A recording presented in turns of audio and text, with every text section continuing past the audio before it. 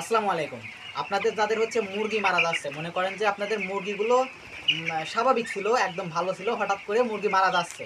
তো হঠাৎ করে যদি আপনাদের মুরগিগুলো মারা যায়, সেক্ষেত্রে আপনারা কি করবেন?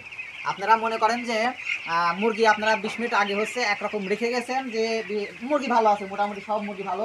এই যে আমার এখানে মুরগিগুলো দেখেন, সবই কিন্তু একরকম ভালো আছে। কিন্তু হঠাৎ করে দেখতেছেন যে মুরগি মারা যাচ্ছে। কিরকম মারা যাচ্ছে?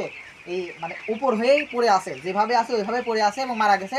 ওর শরীর গরম আছে, মানে আপনি ২০ মিনিট আগে বের হয়ে গেছেন, এর মধ্যে মারা গেছে ২-৩টা।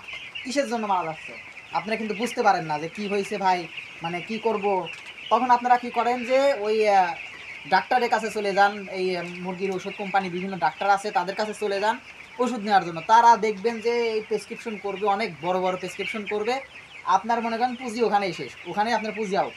তো আমরা আপনাদেরকে কিছু বিষয় বলবো, সেটা হচ্ছে যে আপনি যদি মুরগির রোগ সম্পর্কে ধারণা রাখতে পারেন, তাইলে মনে করেন যে এই যে ডাক্তারের কাছে বা ওই যে কোম্পানির লোকের কাছ থেকে যে আপনার কারি কারি টাকার ওষুধ মানে কিনা লাগতেছে, ওইটা আপনার কিনা লাগবে না। আপনি খুব সহজেই নিজেই চিকিৎসা দিতে পারবেন। এই যে আমার হাতে যে একটা ওষুধ দেখতেছেন, এটার নাম হচ্ছে মাইক্রোনিড।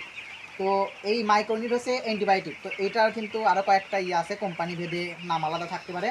তো আমি যেটা ব্যবহার করি আমি সেটাই দিচ্ছি, এটা কিন্তু অন্য কিছু মনে করবেন না যে আমি কোম্পানিরই করতেছি, এখানে যে কোম্পানি হোক হোক গা। তো আমার বিষয় হচ্ছে আমি মাইক্রোনিটটা এখন ব্যবহার করি। এটা হচ্ছে মাইক্রোপ্লাজমা, যে রোগগুলো থাকে, অর্থাৎ হচ্ছে ভিতরে যে সমস্যাগুলো থাকে, আপনার যে মুরগি যে মারা যাচ্ছে, এই মুরগিটা মারা যাওয়ার প্রকোপটা একেবারেই কমিয়ে দেবেন।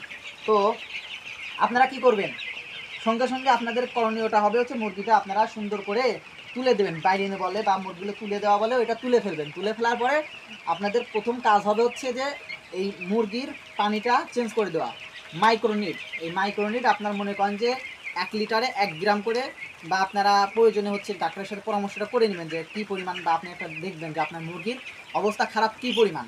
তো আমরা সাধারণত মনে করেন যে আপনার ১ লিটারে ১ গ্রাম ব্যবহার করি যখন হচ্ছে দেখি যে আমাদের মুরগিগুলো মারা যাচ্ছে। তো আমার সাথে এই যে মাইক্রোনিট দেখতেছেন, আর একটা হচ্ছে ডক্সিবেট। তো ডক্সিবেটটা আমার বাড়িতে আছে, বৃষ্টি হচ্ছে, এই জন্য বাড়ির থেকে নিয়ে আসি নাই আর কি।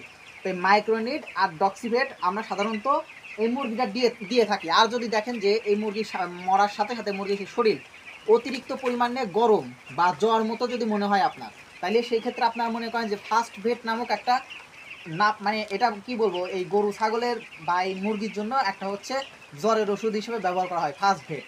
তো আপনারা চাইলে এই মাইক্রোনিট ডক্সিবেট, তবে ডক্সিবেট কিন্তু আপনার ১ গ্রামে ১ লিটার পানি না, ওইটা কিন্তু অর্ধেকে যাবে, অর্থাৎ আপনার আধা গ্রাম যাবে এরকম করে। বা ওইটা আপনি চাইলে আপনার চিকিৎসকের সাথে একটু কথা বলে নেবেন।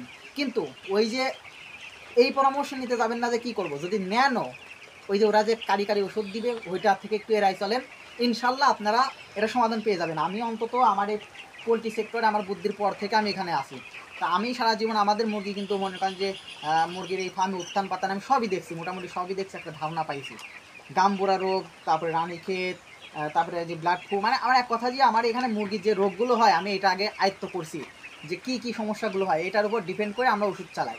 তো আপনাদের মনে করেন যে এই প্রথমে মুরগি মারা যাচ্ছে, হঠাৎ যারা করতে আসতেছেন ব্যবসা, মানে আতঙ্কিত হয়ে যান যে কী করব না করবো বুঝে উঠতে পারেন না, তাদের বলবো যে এটা না করে আপনারা মাইক্রোনিট ডক্সিবেট, যদি আপনাদের মুরগি মরা না কমে বা মরতেছে, এই ক্ষেত্রে আপনারা মাইক্রোনিট ডক্সিবেট ফার্স্টবেট ব্যবহার করেন, ইনশাল্লাহ আপনাদের মুরগি মরা কমে যাবে।